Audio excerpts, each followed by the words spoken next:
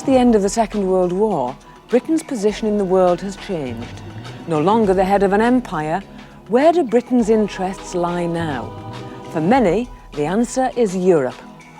6 years ago, inspired by the work of Jean Monnet and Robert Schuman, France, Belgium, Italy, Luxembourg, Holland and West Germany signed the Treaty of Rome, setting up the European Economic Community, often known as the Common Market.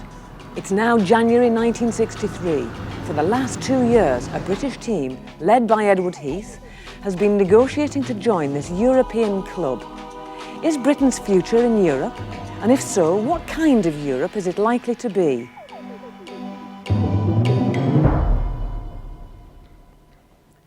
The British negotiations appear to be reaching a climax, so we'll soon be joined by members of the negotiating teams and opponents of Britain's entry into the European Common Market. First, let's look at the Europe of 1963. Richard, you were involved in setting up the European Community. What is it exactly? What's it for? The first objective, I think, was to prevent war between these countries, which had after all only come to an end in 1945. Second objective was to prevent trade war between them. The third was to try to rival the size, the wealth, the importance, the influence of the United States and the other superpowers. And finally, it was an attempt to introduce into international relations the beginnings of rules and institutions, law and order.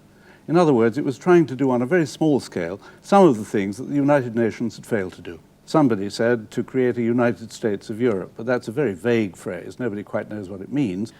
Dennis, you're involved with NATO.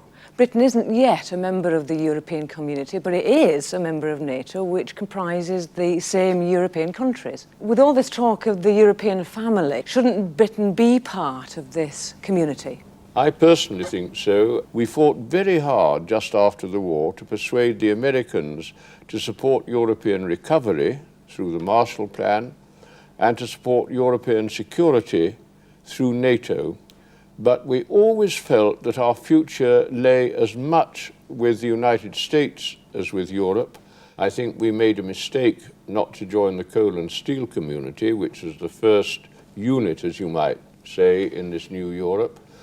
And so we made the historic error of not going to the discussions in Sicily at Messina, out of which the Rome Treaty was born. The result was that when we finally decided we should join the community, it had a shape which in many respects, particularly in farming policy through the Common Agricultural Policy, was very inconsistent with Britain's interests. I should add that Jean Monnet, who founded the whole thing, was very, very keen to get Britain in from the start. The first thing he did when he'd made the original proposal for a coal and steel community in 1950 was to go to Britain and try and persuade the British to join. Unfortunately, he failed. If they had joined then, history would have been very different. So at this moment, in 1963, you're both in favour of Britain being a member of this community? From the point of view of Jean Monnet, Britain was always desirable. He knew that the British knew how to work institutions. He knew that they were democratic, and he wanted both those things, more efficiency and more democracy in the community. From the point of view of the Commission, Britain seemed a necessary complement to what had already been built. But there was one condition, that the British should play the rules of the game. And there were rules which Britain had had no part in drawing up because we refused to go to the Messina Conference. If we'd gone there, I think the structure of the common market would have been very different.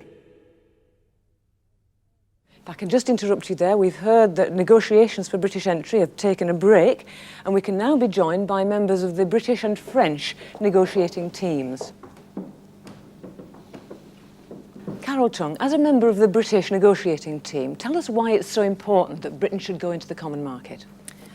We have 6 very important countries in Europe who are building the new peace in Europe after 2 devastating world wars, essentially, where we've lost generations of young people. And so we should be there as a major world power building that peace with them. But they're doing more than that. They're working on achieving a common economic space where there will be no duties between the different countries. If this is so important, so necessary, why weren't we there? Why wasn't Britain there 6 years ago? I think because we wanted to maintain strong links with the Commonwealth. We've always believed we have a very strong and special relationship with the United States. And we weren't sure really if our future lay completely and only with Europe. So we really hesitated to throw our lot in, as it were, with the other Europeans. John, as a representative of the French government, how do you think it would change the community as it now is to have Britain as a member? Well, this is why I think there has to be a great deal of scepticism about whether Britain is ready for membership of the EEC. The fact is that the British have been closely linked in the past to the American alliance. It's very difficult to see how they could shift towards sharing a common European identity and asserting that European identity against the Americans. They have these very close links to Commonwealth states. Many people in Britain feel a closer affinity to people in Australia or Canada than they do to people on the continent. I think we have some figures here. Does this bear out your argument? Well, you can certainly see there the volume of trade that is with the Commonwealth. That trade is in decline. The trade with the EEC is growing. The trade with the EEC is growing faster than it is with that other organisation, EFTA, European states that are outside the EEC.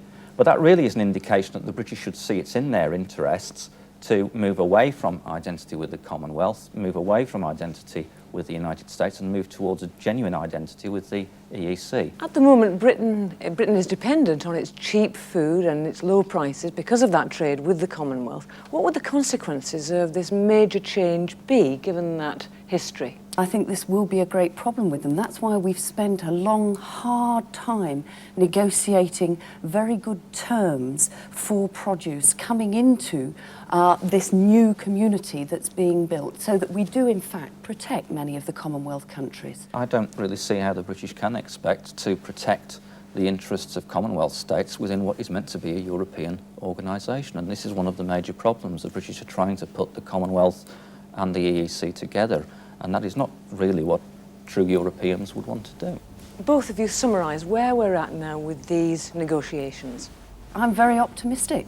We're going to be members of this community before very long indeed. John?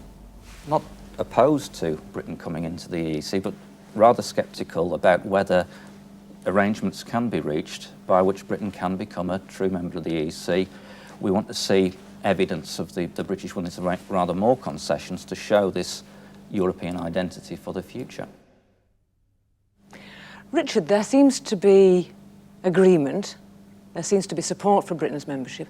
Is there any fundamental problem for the founders of the European Common Market to Britain's membership? I don't think there are any objections to British membership from the founders, but there may be from some of the other elements in France, notably General de Gaulle. But Dennis, isn't there an additional problem which is concerned with Britain's special relationship to the United States and the military arrangements between the two? Britain failed to produce its own nuclear weapon system when the Blue Streak proposal for a British missile collapsed. And Macmillan went to Kennedy in America and persuaded him to give Britain the secrets of Polaris submarines, which was an American weapon system. And the agreement at Nassau by America to provide nuclear weapons to Britain, which were not even offered to France, convinced de Gaulle finally that Britain was basically always going to put America first and wanted privileges from the United States which it would not share with France. Carol, has this been coming up in the negotiations? Well, not really. I mean, this hasn't actually been said overtly, but I personally would go along with what Dennis has said. There, you know, on the sidelines of the negotiations, this is something that does come up in conversation, and people do express quite strong feelings about our desire, as it's been said, to always put the US first. But do you think that this could prove to be a serious impediment, a serious block? I sincerely hope not. I mean, we've expressed real commitment to joining this community all the way through the negotiations.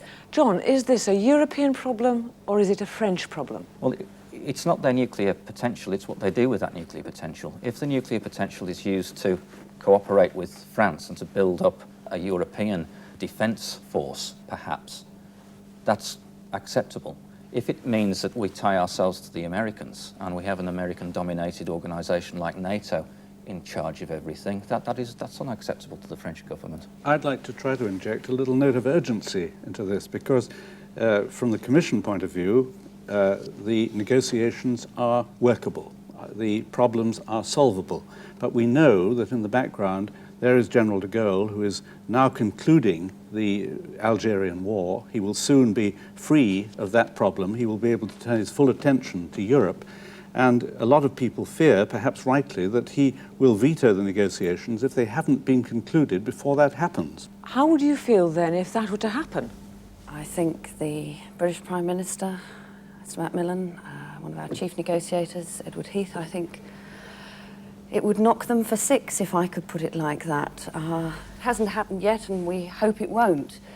But it could be quite devastating for Britain's economy in the future, and indeed her own political future too. So I'm still keeping my fingers very crossed, and I'm very optimistic.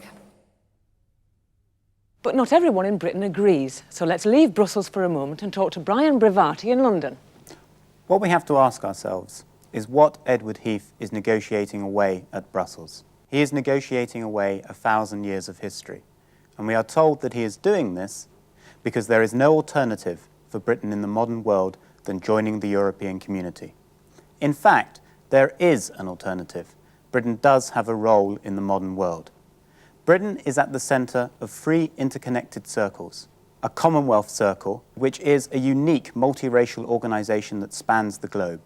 An Atlantic circle, our special relationship with the United States. And then there is, indeed, the European circle. So long as we remain at the centre of these 3 interconnected circles, we have a vital role to play in the world. If we are to leap into the centre of just one of these circles, then we destroy that role. And what are we being asked to join in the European community? Richard Mayne has said that the destination may well be a federal state, a situation in which Britain is to Europe, as Texas is to the United States. What we have to ask ourselves is whether we are prepared to give up 1,000 years of Britain as a nation state and join a federal union of Europe. We've just heard that the President of France, Charles de Gaulle, has announced that he'll veto Britain's application to join. And we can now hear the reaction of the British Prime Minister, Harold Macmillan. What happened at Brussels was bad. Bad for us, bad for Europe, bad for the whole free world. These negotiations have been long and complicated. Well, then why have they broken down? Not because they were going to fail, but curiously enough, because they were going to succeed. John, you'd expected to surmount these problems. What's happened? Well, the fact is that Harold Macmillan, when he was faced with a crisis over the future of the British nuclear deterrent, rushed off to the United States, made a deal with President Kennedy, did not look to cooperation with the French. But we've heard from our British negotiator, Carol, that you didn't raise these problems. Well, there have, in a sense, been 2 sets of negotiations underway. There have been the technical talks on things like Commonwealth trade and agricultural policy and bacon and cheese and all these other interesting issues that Ted Heath's had to deal with. There has been another set of talks, if you like, where there have been a series of personal meetings between Harold Macmillan and General de Gaulle, who is the President of France, in which Macmillan's had every opportunity to convince General de Gaulle that Britain wants a European future. General de Gaulle is no longer convinced of that. Why does General de Gaulle use the argument as he's done that, well, after all, Great Britain is an island and has an island mentality? And Edward Heath was quite right to say, well, we were an island when the talks began. What kind of an argument is that? Dennis, what do you think has happened? I think de Gaulle always intended we should not join, but he had to conduct the negotiations in such a way that in the eyes of the Germans particularly, he didn't take the blame. So are you suggesting that he was just waiting for this moment? Of course. Richard, you were right. I was right. I think there was a sense of doom already coming before the veto came. And I think probably Dennis is absolutely right that de Gaulle was only waiting for an opportunity and an excuse. And Macmillan gave him both. So where do we go from here? Everybody was accepting the possibility of British membership. Where do we go from here now that this has happened? I think it's a devastating blow, and certainly the British negotiating team, and we saw the Prime Minister are reeling from this terrible setback. Clearly one can't apply again immediately. I mean, there's got to be some kind of decent breathing space, but apply again we will, because we must join this community. Okay, let's assume that Britain eventually joins. I'd now like to look 30 years into the future. Richard, what kind of community do you want? The kind of community I want is not a federal state, but a federation of states. I want independent states which work together on the things that need to be done together, which do as individual states the things that can only be done that way. And I think that anyone who fears that the community is going to become a kind of grey porridge of countries of losing their history, losing their identity, just hasn't understood the community at all. 30 years ahead will be in just the same sort of difficulties and the same sort of debates about its future as we're seeing in 1963. John, what about France? How do you see the future? I would hope there'd be expanding trade, hope there'd be greater cooperation on defence and foreign policy. If the British were in now, I doubt whether they would be playing a full role in these things. I think they'd still be concerned about their world trade, their relations with the United States, etc. I think the central question will be what happens in Eastern Europe and whether the Soviet system continues as now. And the question of what happens to the East Europeans will become a central issue, so that I think Britain will join once de Gaulle's out of the way.